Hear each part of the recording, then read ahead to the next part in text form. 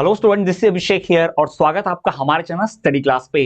तो जैसा कि आप सबने थंबनेल में देख ही लिया होगा कि आज हम बात करेंगे मध्य प्रदेश डीएलएड का द्वितीय वर्ष का विषय पर्यावरण अध्ययन शिक्षण की इकाई 1, जिसका नाम है पर्यावरण अध्ययन की अवधारणाएं। यानी कि क्या बिलीफ है, क्या अवधारणा है, क्या मान्यता है, क्या माना जाता है पर्यावरण अध्ययन के बारे में। यानी कि जो ईवीएस इन्वायरमेंटल स्टडीज होती है, जो पर्यावरण अध्ययन शिक्षण होता है, यानी पर्यावरण विषय जो पढ़ाया जाता है, उसको पढ़ाने के बारे में कैसी कैसी मान्यताएं हैं, कैसी कैसी बिलीफ अवधारणाएं हैं, वही हम सब समझने वाले हैं। तो आज का ये जो विषय है पर्यावरण अध्ययन शिक्षण, जिसकी इकाई 1 है, इसके पहले हम ऑलरेडी अन्य विषयों की वीडियो ला चुके हैं। अगर आपने नहीं देखी है तो चैनल पर जाकर प्लेलिस्ट चेक करेंगे तो आपको अन्य विषयों के सभी इकाइयों के वीडियो मिल जाएंगे। आज हम बात करेंगे इस इकाई के सबसे महत्वपूर्ण प्रश्न उत्तरों की, जो पहले डेट की परीक्षाओं में पूछे जा चुके हैं। साथ ही साथ हम बात करेंगे इस इकाई की अंक योजना ब्लूप्रिंट की भी, यानी कौन कौन से अंकों के प्रश्न आते हैं। साथ ही साथ हम बात करेंगे कि आने वाली डेट की परीक्षा में कौन से गेस्ट क्वेश्चन या संभावित प्रश्न हो सकते हैं, उनके उत्तर भी point wise line by line देखेंगे। तो वीडियो बहुत महत्वपूर्ण है, वीडियो के एंड तक बने रहना है। तो चलिए बिना किसी देरी के शुरू करते हैं और सबसे पहले बात कर लेते हैं इसके ब्लूप्रिंट की, यानी अंक योजना की। अगर बात करें इस इकाई 1, जिसका नाम है पर्यावरण अध्ययन की अवधारणाएं, इसकी इकाई 1 की अंक योजना की बात करें, ब्लूप्रिंट की बात करें, तो इस पर कुल अंक आवंटित है 10। जी हाँ, कितने अंक आवंटित है? 10। यानी टोटल आप इसमें से 10 मार्क्स हासिल कर सकते हैं अगर आप इसे ठीक से पढ़ेंगे तो। यानी कि 10 अंक हासिल करने का बहुत बढ़िया मौका है इस एक ही इकाई को पढ़कर, एक ही वीडियो को देखकर। तो बात करें इसके ब्लूप्रिंट की, तो यहां से वस्तुनिष्ठ प्रश्न आते हैं 2, यानी कि जो ऑब्जेक्टिव क्वेश्चंस होंगे, एक एक नंबर के जो प्रश्न आते हैं वो कितने आएंगे? 2 आएंगे। अब ये हो सकता है कि ये आपको खाली स्थान भरो के फॉर्म में पूछ दे या बहुविकल्पीय प्रश्न के फॉर्म में पूछ दे, कैसे ही पूछ सकता है, लेकिन याद रखिएगा वस्तुनिष्ठ यानी ऑब्जेक्टिव टाइप क्वेश्चंस यहाँ पर 2 रहेंगे एक एक नंबर के। फिर हम बात करेंगे, इस देखेंगे तो यहाँ 3 अंक का एक प्रश्न आता है, साथ ही साथ 5 अंक का भी एक प्रश्न आता है। यहाँ पर एक लॉन्ग क्वेश्चन भी रहेगा, दीर्घ उत्तरीय प्रश्न भी रहेगा, साथ ही साथ एक 3 मार्क्स का और 2 ऑब्जेक्टिव। तो इस प्रकार से यहाँ पर कुल अंक हो गए 10। तो ये थी इस इकाई 1 की ब्लूप्रिंट यानी कि अंक योजना, जिसका नाम है पर्यावरण अध्ययन की अवधारणाएं। तो मैंने आपको ब्लूप्रिंट के बारे में, अंक योजना के बारे में बता दिया। अब थोड़ा सा आपको बता दे रहा हूं कि अगर आप डीएलएड की 100% तैयारी करना चाहते हो, अपने डीएलएड का डिप्लोमा का जो ग्रेजुएशन का जो पूरा का पूरा आपका कोर्स है, इसको आप अगर डिस्टिंक्शन मार्क्स से पास करना चाहते हो, फर्स्ट ईयर में अगर कुछ परसेंटेज कम हो गए हैं तो इस ईयर में पढ़कर आप इसको कवर अप करना चाहते हो, तो आप हमारा कोर्स जरूर परचेस करें। 100% तैयारी आपकी हो जाएगी आने वाली डेट की 2026 की परीक्षा के लिए। इसमें आपको क्या क्या मिलेगा? इसमें आपको नोट्स मिलेंगे, वीडियो लेक्चर्स मिलेंगे, हर विषय का हर इकाई का आपको वस्तुनिष्ठ प्रश्न उत्तर मिलेगा, हर विषय का हर इकाई का आपको डिटेल प्रश्न उत्तर भी मिलेगा, साथ ही साथ हर विषय का हर इकाई का आपको शॉर्ट प्रश्न उत्तर भी मिलेंगे, ताकि आपकी तैयारी बहुत बेहतरीन तरीके से हो जाए। इस एक कोर्स को परचेस करने के बाद आपको कहीं कोई किताब, कोई सीरीज, कोई बुक मार्केट से खरीदने की आवश्यकता पड़ेगी ही नहीं। घर बैठे आपकी संपूर्ण तैयारी मात्र एक कोर्स से हो जाएगी। कोर्स परचेस करना बहुत आसान है। इस वीडियो के डिस्क्रिप्शन में हमारे ऐप की लिंक है, वहां से आप ऐप डाउनलोड करके सीधा कोर्स परचेस कर सकते हो। और फिलहाल इस कोर्स में आपको 33% की छूट दी जा रही है, और जैसे ही एग्जाम नजदीक आ जाएगी और तो ये कोर्स, ये जो छूट है, बंद हो जाएगी और ये कोर्स जो है अलग प्राइस के साथ लॉन्च हो जाएगा। तो इसलिए आप अभी से कोर्स परचेस करेंगे तो पढ़ने के लिए बहुत समय रहेगा। कोर्स आप एग्जाम के नजदीक खरीदते हैं, परचेस करते हैं, तो भी आपको पैसे तो नहीं लगते, या शायद ज्यादा भी लगे, प्राइस बढ़ जाए तो, लेकिन आपको समय कम मिलता है तैयारी करने के लिए। और अभी से आप कोर्स परचेस करेंगे तो आपको बहुत ज्यादा समय भी मिल जाएगा, साथ ही साथ बेहतरीन तैयारी कर पाएंगे, क्योंकि 8 विषय होते हैं द्वितीय वर्ष में, तो 8 विषय बहुत कम समय में तैयार कर पाना थोड़ा मुश्किल होता है। तो अभी से तैयारी करेंगे तो बढ़िया से तैयारी हो पाएगी। तो डायरेक्टली लिंक पे आप क्लिक करेंगे ऐप के, तो वहां से आपको बैच मिलेगा 2026 का द्वितीय वर्ष का, वो बैच आप परचेस कर ले। आपको किसी कूपन कोड की जरूरत नहीं पड़ेगी, डायरेक्टली 33% ऑफ मिल जाएगा। तो चलिए, ये हो गया कोर्स के बारे में। अब बात कर लेते हैं सबसे महत्वपूर्ण प्रश्न उत्तरों की, जिसमें से सबसे पहला जो हमारा प्रश्न है वो है एनसीएफ के बारे में। जी हाँ, नेशनल करिकुलर फ्रेमवर्क, उसके बारे में, एनसीएफ के बारे में। 2005 में ये लागू किया गया था, 2005 में। अब जैसा कि आपको पता होगा कि पढ़ाई लिखाई से संबंधित जितनी भी चीजें होती हैं, वो एनसीटी, सीबीएसई, एनसीईआरटी, ये सब लोग देखते हैं, है ना, यही संस्थाएं हैं जो देखती है। तो ये जो एनसीएफ है, नेशनल करिकुलम फ्रेमवर्क, इसका पूरा नाम भी है, कई बार वस्तुनिष्ठ में ये घुमाकर, अब यहां पर तो मैंने थ्योरी में लिखा है, पर हो सकता है कई बार यही आपको वस्तुनिष्ठ में आ जाए कि एनसीएफ का फुल फॉर्म क्या है, पूरा नाम क्या है, या एनसीएफ को हिंदी में क्या कहते हैं, वगैरह वगैरह, ऐसा पूछा जा सकता है, तो ध्यान रखिएगा। तो एनसीएफ जो है वो 2005 में शुरू किया गया था, ठीक है। इसका फुल फॉर्म अगर आप देखोगे तो नेशनल करिकुलम फ्रेमवर्क है, ठीक है। इसके जो कुछ अंग या कुछ भाग बताए गए थे, इसमें क्या क्या किया जाएगा। 2005 में जब ये योजना लाई गई, ये पूरा प्लान तैयार किया गया विस्तार से, तो इसमें बताया गया कि इसमें क्या क्या चीजें होंगी। सबसे पहली बात तो इसमें परिप्रेक्ष्य, यानी किस लिए ये आ रहा है, किस चीज से संबंधित ये आ रहा है। दूसरा, सीखने का ज्ञान, इसमें ये भी रखा गया कि जो भी करिकुलम बनेगा, जो भी पाठ्यक्रम सिलेबस बनेगा, अब ये ध्यान में रखिएगा कि ये संस्था, ये जो प्लान बना ही इसलिए था कि बच्चों को जो पढ़ाई करवाई जाए, बच्चों को जो सिलेबस दिया जाए, वो किस बेस पर आधारित होगा, यानी किस चीज पर वो रहेगा, यानी क्या हम बच्चों को किस उद्देश्य से बना रहे हैं, ये सिलेबस क्या सिखाएंगे। तो पहला कि भाई परिप्रेक्ष्य, ये रिलेटेड होना चाहिए, इससे संबंधित होना चाहिए। दूसरा, सीखने का ज्ञान, हमें जो भी सीखना है उसे किस तरह से सिखाना है, किस तरह से सीखना है, इसका भी ज्ञान होना चाहिए। साथ ही साथ पढ़चर्या के क्षेत्र, स्कूल की अवस्थाएं एवं आकलन, जी हाँ, तो पढ़चर्या का जो क्षेत्र होगा, जो वर्क एरिया होगा, साथ ही साथ स्कूल में जो अवस्थाएं हैं, यानी स्कूल में स्मार्ट बोर्ड है नहीं, स्कूल में बैठने के लिए अच्छी सी व्यवस्था है कि नहीं, स्कूल में प्रशिक्षित एकदम ट्रेन टीचर्स है कि नहीं है, वो सब चीजें ध्यान में रखकर ही करिकुलम बनाया जाएगा। ठीक है, ये सारी चीजें। साथ ही साथ विद्यालय और कक्षा का वातावरण, क्या माहौल है स्कूल का, कक्षा का, कि किस प्रकार से बच्चे हैं, ज्यादा बच्चे हैं या कम बच्चे हैं तो उनके लिए अलग से जो सिलेबस हो वैसा होगा, किस प्रकार के बच्चे हैं, हो सकता है दिव्यांग बच्चों की स्कूल हो तो उनके लिए कैसा करिकुलम फ्रेमवर्क रहेगा, ये सब कुछ देखकर ही एनसीएफ बनाया गया था। साथ ही साथ व्यवस्थागत सुधार, यानी जो व्यवस्थाएं जहीं पर अगर लैग कर रही हैं, कहीं पर अभाव है, कमी है सुधार की, तो उसमें भी सुधार करना होगा। मान लीजिए करिकुलम फ्रेमवर्क में एनसीएफ में बना दिया गया कि अब उन्हें इंग्लिश मीडियम में बच्चों को पढ़ाया जाएगा, अभी तक वो स्कूल हिंदी मीडियम था पर अब इंग्लिश मीडियम में पढ़ाया जाएगा, तो इसमें क्या ध्यान रखना पड़ेगा, इसमें इंग्लिश मीडियम के टीचर्स की भर्ती, या फिर जो पहले से एग्जिस्टिंग टीचर्स हैं उनका ट्रेनिंग करना, इंग्लिश मीडियम के लिए अलग से किताबें रखना, अलग से उनके लिए कक्षाएं, स्मार्ट क्लास वगैरह की व्यवस्था करना, यानी पहले से जो चल रही सुविधाएं हैं उनमें सुधार करना होगा, बेहतरी लानी होगी, तभी जाके नए प्लान्स या नई योजनाएं लागू हो पाएंगी। जैसा मैंने एक हिंदी टू इंग्लिश मीडियम का कन्वर्जन का उदाहरण दिया। तो ये आप ध्यान रखेंगे कि एनसीएफ क्या है और एनसीएफ में क्या क्या अंग रखे गए थे, या एनसीएफ में क्या क्या चीजें शामिल थी। अगर कुछ भी पूछे या टिप्पणी लिखने बोले या एनसीएफ के बारे में बतलाइए तो भी आप यही सारा चीज छापेंगे, यही सब लिखेंगे, ध्यान रखिएगा। जरूर नहीं आप एग्जैक्ट यही शब्दों का इस्तेमाल करें, बस इनको आधार बनाइए और अपने वर्ड्स में भी लिखा जा सकता है।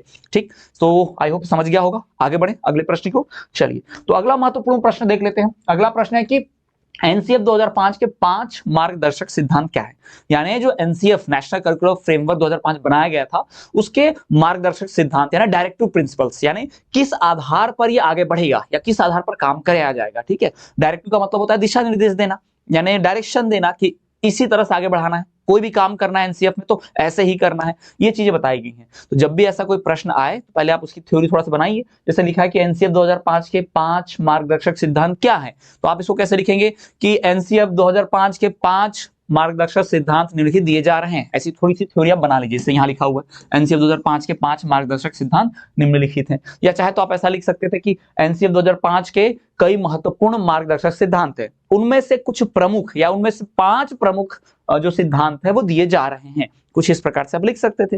तो एक 1.5 लाइन की थ्योरी बना ली, उसके बाद हम पॉइंट लिखना स्टार्ट करते हैं। पहला पॉइंट देखिए, ज्ञान को स्कूल के बाहर जीवन से जोड़ा जाए, यानी जो भी नॉलेज दिया जा रहा है स्कूल में वो रियल लाइफ में, प्रैक्टिकल लाइफ में भी जुड़ा रहे। नहीं तो बच्चे क्लास में क्या पढ़ रहे हैं, स्कूल में क्या पढ़ रहे हैं, उसका यूज कहाँ है कुछ पता ही ना हो, जैसा अब तक होता आया था पुराने एजुकेशन सिस्टम में कि चीजें रटे जा रहे हैं, चीजें पढ़े जा रहे हैं, पर उसका डेली लाइफ में क्या काम है वो कोई समझ ही नहीं रहा था। ना टीचर बच्चों को बता पा रहा था, ना बच्चा खुद समझ पा रहा था कि मैं जो सीख रहा हूं वो काम कहाँ आएगा। तो जो भी ज्ञान हम स्कूल में कक्षा में सीख रहे हैं, किताबों में सीख रहे हैं, उसको बाहरी जीवन से भी जोड़ा जाए, स्कूल के बाहर भी वो काम आए। ठीक है, ये पहला। दूसरा, पढ़ाई को रटंत्र प्रणाली से मुक्त किया जाए, यानी पढ़ाई ऐसी हो जिसमें रटने की प्रवृत्ति कम हो, यानी रटने की हैबिट कम हो, बच्चे समझने की या उसे अपने निजी डेली दिनचर्या के जीवन में शामिल करने का उन्हें आदत पड़ जाए, ऐसी चीजें हो, यानी रटना ना हो, अपनी समझ से, अपनी बुद्धि का इस्तेमाल करके, अपने ज्ञान का इस्तेमाल करके बच्चे क्या करें, उसे सीखें। तीसरा, पढ़चर्या पाठ्यपुस्तक केंद्रित न रह जाए, यानी जो पढ़चर्या होगी वो सिर्फ किताब को ध्यान में रखकर ना बने, जो भी करिकुलम या जो भी पढ़ाई करवाई जा रही है उससे बुक को ध्यान में रखकर नहीं, शिक्षक भी अपनी तरफ से कुछ अपने ज्ञान का इस्तेमाल करे, क्लास में माहौल कैसा है, बच्चों की पढ़ाई का स्तर कैसा है, इन सबको देखकर टीचर को भी इंप्रूवमेंट करना होता है। और बच्चे भी ऐसा नहीं, किताब में लिखा है तो पढ़ रहे हैं, क्यों लिखा है नहीं पता, कैसे लिखा है नहीं पता, क्या काम आएगा नहीं पता, ऐसा नहीं होना चाहिए। यानी हर कोई आंख मूंद कर सिर्फ किताब पर विश्वास ना करे, ऐसी पढ़ाई नहीं होनी चाहिए, है ना। पढ़चर्या में केंद्र में सिर्फ पुस्तक नहीं होनी चाहिए, उसमें शिक्षा भी केंद्र में होना चाहिए, खासकर बाल केंद्रित तो होना ही होना चाहिए। सबसे पहले बच्चे को ध्यान में रखकर ही जो है पढ़चर्या या पाठ्यपुस्तक बनी होनी चाहिए, सिर्फ पाठ्यपुस्तक को ध्यान में नहीं रखना है। और क्या, कक्षा कक्ष को गतिविधियों से जोड़ा जाए एवं इसे लचीला बनाया जाए। कक्षा कक्ष यानी कि क्लास में जो बातचीत होती है, क्लास में जो आप कह सकते हो टीचर और स्टूडेंट्स के बीच, स्टूडेंट और स्टूडेंट के बीच, है ना, ये जो बातचीत होती है कक्षा कक्ष बात जो हम कहते हैं, वह अन्य तरह की एक्टिविटी से जुड़े, यानी खेल से, प्रैक्टिकल से, प्रयोग से, अलग अलग कह सकते हो आप एक्स्ट्रा करिकुलर एक्टिविटीज से, पढ़ाई के इतर भी और भी कई चीजें होनी चाहिए जो कक्षा में जुड़े। यानी ऐसा नहीं कि क्लास में सिर्फ और सिर्फ पढ़ाई की बात हो रही है, क्लास में अन्य एक्टिविटीज की बात भी होनी चाहिए, जिससे बच्चों की रुचि बनी रहे, बच्चे और भी चीजें सीखें, उनका पर्सनालिटी डेवलपमेंट, व्यक्तिगत विकास भी हो, ये सारी चीजें होनी चाहिए। वहीं बात करें तो राष्ट्रीय मूल्यों के प्रति आस्थावान विद्यार्थी तैयार हो, ये भी ध्यान में रखना है कि जो हम बच्चों को पढ़ा रहे हैं वो बच्चे ऐसा नहीं हो कि पढ़ लिख के वो आतंकवादी बन रहे हैं, पढ़ लिख के वो क्रिमिनल बन रहे हैं। उन बच्चों में अपने राष्ट्र के प्रति, अपने देश के प्रति जो है राष्ट्र भावना, उनके बीच देश प्रेम जरूर जागे। यानी बच्चों को ऐसी पढ़ाई करवानी है। अभी आप देखोगे मोस्ट ऑफ द आईआईटीएंस, अभी बड़े बड़े जो संस्थान है, आईआईटी है या आईआईएम है, ऐसे संस्थानों में पढ़े हुए विद्यार्थी, अब इतना वहां पर पहुंचने के लिए, उन विद्यालयों में पढ़ने के लिए बहुत ज्यादा पढ़ाई करनी होती है, बहुत ज्यादा होशियार व्यक्ति, बहुत जिसके पास नॉलेज है वही जा सकता है। पर वहां से पढ़ने के बाद आधे से ज्यादा छात्र विदेश चले जा रहे हैं, यानी अपने देश को छोड़ के दूसरे देश चले जा रहे हैं। तो उन पर मेहनत की गई, हमारे जैसे टीचर्स ने उन पर मेहनत की गई, हमारे देश के लोगों का संसाधन, टैक्स के पैसे, ये सब लगा, हमारी सरकार ने मेहनत किया, लेकिन जब बात आई देश की सेवा करने की, देश में योगदान देने की, वो कहां चले गए, विदेश चले गए। तो ऐसे में क्या हुआ, ये समझ में आया कि हम बच्चों को पढ़ा तो दिए, बच्चों को होशियार तो बना दिए, पर देश प्रेम की भावना नहीं रही, है ना, देश के प्रति राष्ट्र भावना नहीं रही, राष्ट्र प्रेम, देशभक्ति नहीं रही। तो बच्चों को पढ़ाई ऐसी करवाई जाए ताकि उनके अंदर देश के प्रति जो है वो प्रेम, देश के प्रति भक्ति, ये सब जरूर जागृत हो, नेशनलिज्म, राष्ट्रवाद, ये सब उनके मन में आए, ताकि बच्चे जो है देश के प्रति सेवा करें। जैसे उदाहरण के तौर पर आप देखो एपीजे अब्दुल कलाम, महान वैज्ञानिक, उनको भी बहुत जगह से ऑफर मिले कि वो नासा चले जाएं, अमेरिका चले जाएं, करोड़ों का ऑफर कि वो जाके वहां पर काम करें, लेकिन उन्होंने उस चीज को ठुकराया। उन्होंने किसको चुना, देश को चुना। क्यों? क्योंकि उनके अंदर देश प्रेम की भावना थी, और उनके ही योगदान से आप देखोगे मिसाइल मैन के नाम से जाने जाते हैं। भारत में मिसाइल की तकनीक या बड़े बड़े फाइटर प्लेन्स की तकनीक उनकी वजह से पॉसिबल हो पाई। तो अगर वो व्यक्ति भी लालची बन के दूसरे देश चले गए होते तो उनमें भी देश प्रेम की भावना नहीं होती, हमारे देश का नुकसान होता। इसलिए सिर्फ पढ़ाना जरूरी नहीं है, शिक्षा को ध्यान में रखना है कि जिन्हें हम पढ़ा रहे हैं उन बच्चों में देश भावना, नेशनलिज्म, अपने देश के प्रति प्यार, है ना, संस्कार, देश के प्रति समर्पित होना, ये भावना भी आनी चाहिए। ठीक है। और क्या कि भाई राष्ट्र, देश में जो राष्ट्र हमारे चिन्ह है, जैसे कि राष्ट्र का जो सिंबल है, आज जो भी आप कह लो, चाहे राष्ट्र पक्षी कह लो, चाहे राष्ट्र के धरोहर कह लो, राष्ट्रीय जो भी भाषा है हमारे देश में, संस्कृति जो है, जो भी आप कह लो, उनके प्रति हमारे छात्रों को, बच्चों को या हमारे देश के नागरिकों को प्रेम होना चाहिए, सम्मान होना चाहिए, लगाव होना चाहिए, तभी वो देश को आगे बढ़ाने में मदद कर पाएंगे। ठीक है। तो ये सारे जो आप देख पा रहे हो, ये सारे जो पॉइंट्स है, ये जो अहम बिंदु हैं, ये सब एनसीएफ 2005 के अंतर्गत थे। यानी एनसीएफ 2005 इस तरह से तैयार किया गया था कि इन्हीं 5 पॉइंट को ध्यान में रखकर, इन्हीं बिंदुओं को ध्यान में रखकर बनाया गया था। तो यही है उसके मार्गदर्शक सिद्धांत, यानी कि डायरेक्टिव प्रिंसिपल जिसे हम कह सकते हैं। तो आई होप आपको समझ में आ गया होगा कि एनसीएफ किस बेसिस पर काम करेगा। क्लियर है? चलिए तो आगे बढ़ते हैं अगले प्रश्न की ओर। अगला हमारा प्रश्न है भाई, पर्यावरण पाठ्यक्रम निर्माण के सिद्धांतों का वर्णन कीजिए। यानी जब पर्यावरण का पाठ्यक्रम, यानी पर्यावरण या ईवीएस, इन्वायरमेंट का जब सिलेबस बनाया जाता होगा तो किन बातों को ध्यान में रखा जाता होगा कि भाई जब भी इन्वायरमेंट का सिलेबस बनाया जाए तो इन बातों को ध्यान में रखा जाए, है ना। अब पर्यावरण पढ़ाते क्यों है? क्योंकि पर्यावरण को नुकसान कर सके? नहीं ना, पर्यावरण को बचाने के हिसाब से। तो जब भी पर्यावरण का सिलेबस बनाया जाएगा उसमें पर्यावरण को बचाना, पर्यावरण को जानना, पर्यावरण की उसके महत्व, उसकी इंपॉर्टेंस, ये तो जरूर रखा जाएगा। कुछ इसी तरह की बातें हमें ध्यान में रखनी है। तो वही चलिए पढ़ते हैं। तो पहले जैसा कहा सवाल है तो उसकी थोड़ी सी थ्योरी लिख लीजिए, डायरेक्ट आप उत्तर नहीं लिखेंगे। तो पर्यावरण पाठ्यक्रम निर्माण के सिद्धांत का वर्णन, तो हम लिखेंगे पर्यावरण पाठ्यक्रम निर्माण के सिद्धांत कुछ इस प्रकार से दिए जा रहे हैं, कुछ निम्नलिखित दिए जा रहे हैं, ऐसा कुछ भी थ्योरी बनाइए, उसके बाद लिखना स्टार्ट कीजिए। नंबर 1 पॉइंट, विद्यार्थियों के स्तर और मानसिक स्तर पर उनका ज्ञान होना चाहिए। आप ये जान लीजिए कि जो भी पर्यावरण का सिद्धांत का, जो भी पर्यावरण का सिलेबस बनेगा या जो भी पर्यावरण के सिद्धांत होंगे वो इससे ध्यान में रखकर बनाया जाएगा कि अब मान लीजिए 5वीं कक्षा के बच्चे के लिए पर्यावरण का सिलेबस बना रहे हैं, है ना, उसकी किताब लिखी जा रही है, तो हमें देखना पड़ेगा कि 5वीं कक्षा में पढ़ने वाला विद्यार्थी, उसका मानसिक स्तर क्या होता है, उसका दिमाग कितना डेवलप है, कितनी बातों को समझ पाएगा। अब 5वीं कक्षा में पढ़ने वाले व्यक्ति को पर्यावरण के एकदम गहन अध्ययन तक आप चले जाएंगे, उससे ग्लोबल वार्मिंग के एकदम साइड इफेक्ट बताओगे, कैसे बचाया जाए, एकदम नई नई तकनीक पर बात करोगे, वो नहीं समझ पाएगा, है ना। पेड़ बचाने चाहिए, पेड़ काटने से नुकसान होता है, अगर इतना सीधा साधा चीज बताया जाएगा वो जरूर समझेगा।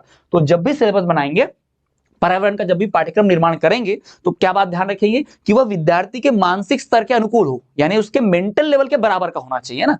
ठीक, तो विद्यार्थियों के स्तर और मानसिक विकास के अनुकूल होना चाहिए। दूसरा, बालकों की रुचि के अनुकूल, बच्चों को जिन चीजों में इंटरेस्ट आता है, पर्यावरण का सिलेबस बनाइए, बच्चों को कहानी में अच्छा लगता है, बच्चों को चित्र देखने में अच्छा लगता है, तो आप अगर मान लीजिए छोटे बच्चे के लिए पर्यावरण का किताब बना रहे हैं, सिलेबस बना रहे हैं, तो उसमें आप कहानी रखिए, कहानी के माध्यम से पर्यावरण की शिक्षा दीजिए, और चित्र रखिए अच्छे, ताकि बच्चों को पढ़ने में रुचि रहे, इंटरेस्ट रहे। फिर वातावरण केंद्रित हो, यानी उसमें ऐसी कहानी, ऐसी चीजें लिखी हो जो आसपास के वातावरण से संबंधित हो। जैसे बच्चों को अगर हम पर्यावरण बता रहे हैं, तो नदी में बहुत प्रदूषण होता है, नदी दिन ब दिन गंदी होती जा रही है, तो बच्चों को इस तरह के एग्जाम्पल अगर देंगे तो बच्चा रिलेट कर पाएगा, क्योंकि वो भी अपने आसपास नदी में देख रहा है कि गंदगी डाली जा रही है। हो सकता है बच्चा अनजाने में खुद भी नदी को गंदा कर रहा हो, या उसके घर वाले कर रहे हो, तो बच्चा आसपास के वतन से ज्यादा रिलेट करके सीख पाएगा, तो समझ पाएगा और उस गलत काम को रोकेगा भी। ठीक, और क्या होना चाहिए, दैनिक जीवन की आवश्यकताओं की पूर्ति करने वाला, यानी डेली लाइफ में पर्यावरण से हमें जो जो आवश्यकता होती है, जैसे पर्यावरण से हम लकड़ी लेते हैं, उससे क्या नुकसान है, पर्यावरण से हम कई सारे फल फूल, पेड़ पौधे, जानवर, इन सबके भी आसपास होते हैं, तो इनसे भी कुछ नुकसान है या इनसे भी कुछ फायदा है, ये भी बच्चों को पता होना चाहिए। तो इस प्रकार से पर्यावरण का सिलेबस का निर्माण करना चाहिए। फिर विभिन्न विषयों से संबंधित, ऐसा नहीं कि पर्यावरण में सिर्फ एक ही बात होती है, पर्यावरण को विज्ञान की मदद से बचाया जा सकता है, तो पर्यावरण में विज्ञान के बारे में पढ़ाना चाहिए, जैसे कि सोलर एनर्जी का इस्तेमाल करना, सौर ऊर्जा का इस्तेमाल करना, इससे पर्यावरण बचेगा। ठीक है, तो ये विज्ञान का बात है कि सोलर से एनर्जी कैसे बनाई जाती है, सन से एनर्जी कैसे बनाई जाती है, सौर ऊर्जा कैसे बनती है। तो पर्यावरण न सिर्फ पर्यावरण एक अलग विषय है, बल्कि ये दूसरे विषयों के साथ भी पूरी तरह से जुड़ा हुआ है, तो बाकी विषयों से भी जोड़कर इसे बताना चाहिए, ताकि बच्चों को संपूर्ण ज्ञान हो सके। क्रियाशीलता को स्थान देना, यानी एक्टिविटी होनी चाहिए इसमें, ऐसा ना हो कि पर्यावरण सिर्फ थ्योरी थ्योरी पढ़ रहे हैं, कोई एक्टिविटी हो ही नहीं रही है, बच्चे एक्टिव नहीं है, क्रियाशील नहीं है, कोई काम ही नहीं कर रहे, ऐसा नहीं होना चाहिए। फिर वैज्ञानिक दृष्टिकोण का विकास होना चाहिए बच्चों में, साइंटिफिक जो आप कह सकते हो पॉइंट ऑफ व्यू है, पर्सपेक्टिव है, वैज्ञानिक दृष्टिकोण, यानी हर चीज को वैज्ञानिक दृष्टि से देखना। यानी मान लीजिए ग्लोबल वार्मिंग हो रही है, बर्फ पिघल रही है, तो बच्चे सिर्फ इसको अपने थ्योरी की नजर से, कहानी की नजर से ना देखें, इसे वैज्ञानिक दृष्टिकोण से देखें। ठीक है, तो जो भी पर्यावरण का नुकसान हो रहा है या पर्यावरण को बचाने की तकनीकें हैं, उसे किस तरह से देखा जाए, वैज्ञानिक दृष्टिकोण से देखा जाए। बच्चों में साइंटिफिक थिंकिंग जो है ये बढ़ानी चाहिए। और क्या, प्रेरणादायक पाठ्यक्रम, यानी ऐसा पाठ्यक्रम हो, ऐसा सिलेबस हो जो बच्चों को प्रेरणा दे, मोटिवेट करे कुछ करने के लिए। ऐसा नहीं कि पढ़ लिया और परीक्षा में सिर्फ अंक लाने के लिए, नंबर हासिल करने के लिए इसे पढ़ लिया और रट लिया, ऐसा नहीं होना चाहिए। बच्चा उसे पढ़ के मोटिवेट होना चाहिए, उसे प्रेरणा मिलनी चाहिए, बच्चा उसे पढ़ के जीवन में इस्तेमाल करके पर्यावरण को बचाने में मदद करे, ऐसा भी होना चाहिए। ठीक है, तो ये सारी बातें जो हैं ध्यान में रखनी होगी अगर पर्यावरण का क्या करना है, उसका सिलेबस, उसका पाठ्यक्रम का निर्माण करना है। तो दीज आर द थिंग्स जो हमें ध्यान में रखनी है, किस लिए, जब पर्यावरण का निर्माण करेंगे, उसके सिलेबस का निर्माण करेंगे। तो क्लियर, चलिए अब मैंने यहाँ 8 बताए हैं, आप इनमें से कम 5-6 ध्यान में रखिएगा, ज्यादा ध्यान रखने की जरूरत नहीं पड़ेगी। चलिए बढ़ते अगले प्रश्न की ओर।